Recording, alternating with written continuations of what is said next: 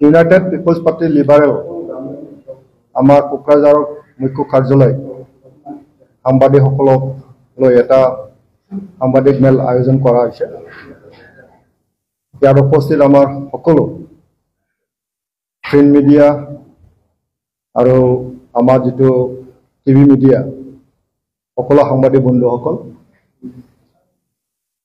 আমাৰ আজি এই যিটো প্ৰেছ মেল ইয়াত উপস্থিত আছে আমাৰ দলৰ সাধাৰণ সম্পাদক অৰ্গেনাইজেশ্যন মাধৱ চেত্ৰী ডাঙৰীয়া, আমাৰ মাজত উপস্থিত আছে MLA লৰেন্স ইছলাৰী ডাঙৰীয়া, MLA জিৰণ বসুমতাৰী ডাঙৰীয়া, আৰু আমাৰ দলৰ জ্যেষ্ঠ নেতা ভাইচ প্ৰেচিডেণ্ট আব্দুল হক চৰকাৰ ডাঙৰীয়া, আৰু আমাৰ দলৰ সকলো বিষয়ববীয়া উপস্থিত আছে।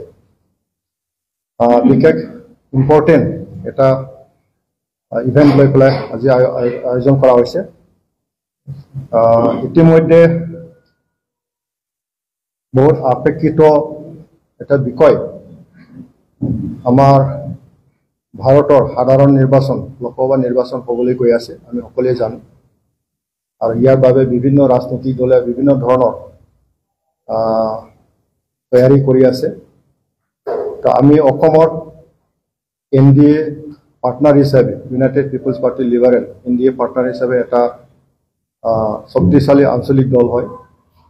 অসমৰ সন্মানীয় ডক্টৰ হিমন্ত বিশ্ব শৰ্মা ডাঙৰীয়াৰ নেতৃত্বত তিনিটা দলৰ মিত্ৰ দলৰ চৰকাৰ চলাই আছে, BJP, UPPL, AJP।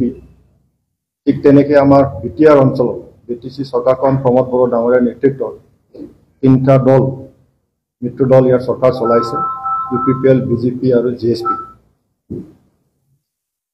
আগন্তুক লোকসভা নিৰ্বাচনৰ কাৰণে NDA হিচাপে আমি মিত্ৰজোঁটত আবদ্ধ হৈছোঁ।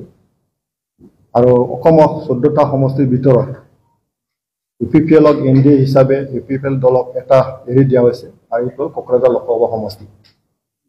আজি আমি UPPL দলৰ তৰফৰ পৰা কোকৰাঝাৰ লোকসভা সমষ্টিৰ কাৰণে আমাৰ প্ৰকৃত প্ৰাৰ্থীৰ নাম আজি ঘোষণা কৰিব আমি বিচাৰিছোঁ।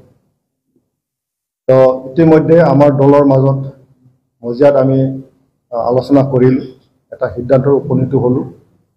আৰু আজি প্ৰকৃত নাম আপোনালোকৰ জৰিয়তে ৰাইজক আমি জনাব বিচাৰিছোঁ। তেখেত হ'ল আমাৰ চিডলিৰ চিটিং MLA, 31 নং চিডলি সমষ্টিৰ চিটিং MLA তেখেত জয়ন্ত বসুমতাৰী ডাঙৰীয়া আমাৰ UPPL দলৰ প্ৰাৰ্থী হিচাপে, NDA সমৰ্থিত প্ৰাৰ্থী হিচাপে আমি তেখেতক প্ৰক্ষেপ কৰিছোঁ। আৰু তেখেতৰ নাম আমি UPPL দলৰ তৰফৰ পৰা আমি প্ৰকাশ কৰিছোঁ, আমি ঘোষণা কৰিছোঁ। আমি আশাবাদী আৰু আমি নিশ্চিন্ত যে NDA হিচাপে আমি অসমত কাম কৰিম। আমাৰ BTR অঞ্চলত দুটা সমষ্টি আছে, কোকৰাঝাৰ লোকসভা সমষ্টি আৰু দৰং ওদালগুৰি সমষ্টি। আৰু আমি BJP আৰু UPPLৰ মাজত বুজাবুজি আমি কৰিছোঁ।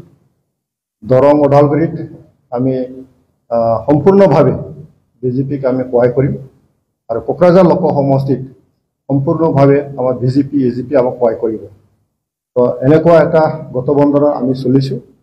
আৰু ইতিমধ্যে আমাৰ দলীয় যিটো কাম কাজ, আমাৰ যিটো মিত্ৰ দলৰ যিটো প্ৰক্ৰিয়া, ইলেকশ্যন ষ্টেৰিং কমিটি বনোৱাকে ধৰি আমাৰ টপ টু বটম যিটো ষ্ট্ৰীমলাইন কৰা সম্পূৰ্ণ হৈ গ'ল।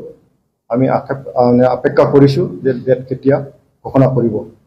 আৰু আমি আশা কৰোঁ যে ডেট ঘোষণা কৰাৰ লগে লগে আমি আমাৰ ষ্টেৰিং কমিটি, আমি ষ্টেৰিং অফিচটো আমি উদ্বোধন কৰিম। তাৰপিছত আমি মিত্ৰজোঁটৰ সকলো বিষয় একেলগে আমি কাম কৰিম, আৰু ৰাইজে নিশ্চয় আমাক সঁহাৰি জনাব। এটা কথা স্পষ্ট, ভাৰতৰ প্ৰধানমন্ত্ৰী ডাঙৰীয়াক তৃতীয়বাৰৰ কাৰণে নৰেন্দ্ৰ মোদী ডাঙৰীয়াক আমি প্ৰধানমন্ত্ৰী বনাব লাগে।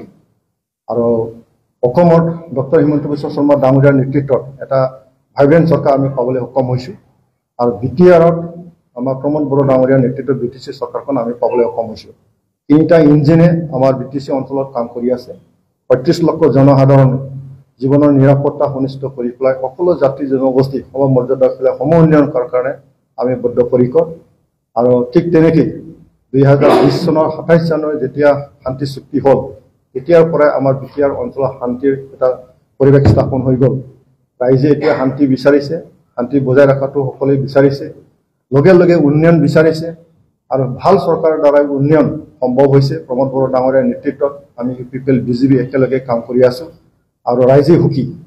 গতিকে আগন্তুক দিনত আমাৰ কোকৰাঝাৰ লোকসভা সমষ্টিত আমাৰ মানে নৰেন্দ্ৰ মোদী ডাঙৰীয়া তৃতীয়বাৰৰ কাৰণে প্ৰাইম মিনিষ্টাৰ বনাবৰ কাৰণে লোকসভা সমষ্টিত আমাৰ কোকৰাঝাৰত ট্ৰেক্টৰৰ ছবিত আমাৰ কোকৰাঝাৰ বাকী ৰাইজে আমাক ভোট দিব। ইয়াত এজিপি বিজেপি সকলোৱে আমাক সহায় কৰিব।